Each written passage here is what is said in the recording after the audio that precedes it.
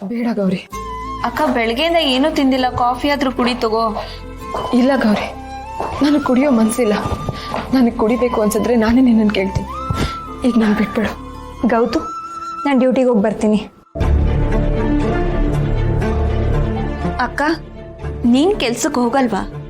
ಏನು ಮಾತಾಡ್ತಿದ್ಯಾ ಗೌರಿ? ನಾನು ಹೇಗೆ ಅವ್ರಿಗೆ ಮುಖ ತೋರಿಸ್ಲಿ? ಅವ್ರನ್ನ ಫೇಸ್ ಮಾಡೋ ಶಕ್ತಿ ಇಲ್ಲ, ಧೈರ್ಯನೂ ಇಲ್ಲ.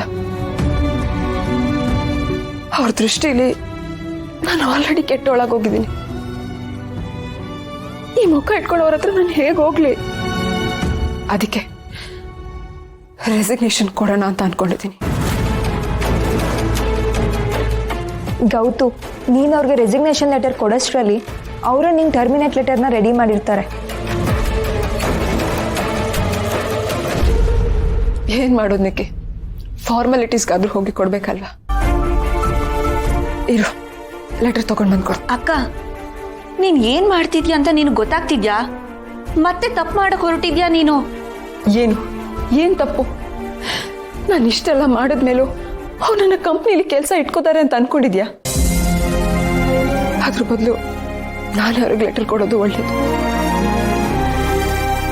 ಅಲ್ಲಿಗೆ ಹೋಗೋ ಧೈರ್ಯ ನನಗೂ ಇಲ್ಲ ಗೌರಿ, ನನಗಿಲ್ಲ.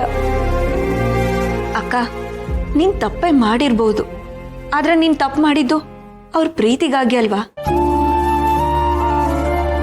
ಅವ್ರನ್ನ ಪ್ರೀತಿ ಮಾಡಿ ಮೋಸ ಮಾಡ್ಬೇಕು ಅನ್ನೋ ಯಾವ ಉದ್ದೇಶನೂ ನಿಂದಲ್ಲ ಅಲ್ವಾ?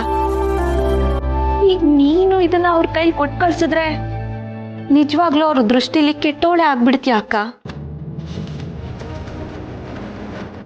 ನೀನು ಹೋಗ್ಲಿಲ್ಲ ಅಂದ್ರೆ ದುಡ್ಡಿನ ಆಸೆಗೋ ಅವ್ರ ಹೆಂಡತಿ ಆಗ್ಬೇಕು ಅನ್ನೋ ಆಸೆಗೋ ಈ ರೀತಿ ನಾಟಕ ಮಾಡಿದ್ಯಾ ಅಂತ ಕೊನೆವರೆಗೂ ಅವ್ರ ಮನ್ಸಲ್ಲಿ ಉಳ್ಕೊಬಿಡುತ್ತೆ.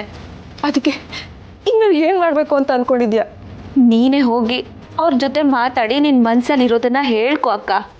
ನಿನ್ನ ಪ್ರೀತಿ ಸತ್ಯ ಅಂತ ನೀನು ಅವ್ರಿಗೆ ತಿಳಿಸ್ಬೇಕು.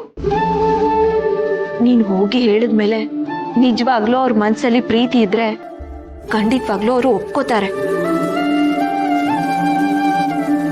ಒಂದ್ ವೇಳೆ ನೀನ್ ಮಾಡಿರೋದು ಅವ್ರಿಗಷ್ಟು ಬೇಜಾರಾಗಿದೆ ಅಂದ್ರೆ ಅವರು ನಿನಗ್ ಸೇರಿದವರಲ್ಲ, ನಿನ್ನವರಲ್ಲ ಅಂತ ಸುಮ್ಮನಾಗ್ಬಿಡಕ್ಕ. ಏನು ಸ್ಪಷ್ಟತೆ ಕೊಡದೆ ನಿನ್ಗೂ ನೋವು ಅವ್ರಿಗೂ ನೋವು ಅನ್ನೋ ತರ ಮಾಡ್ಕೋಬೇಡ ಅಕ್ಕ. ಹೋಗಿ ಮಾತಾಡಕ್ಕ.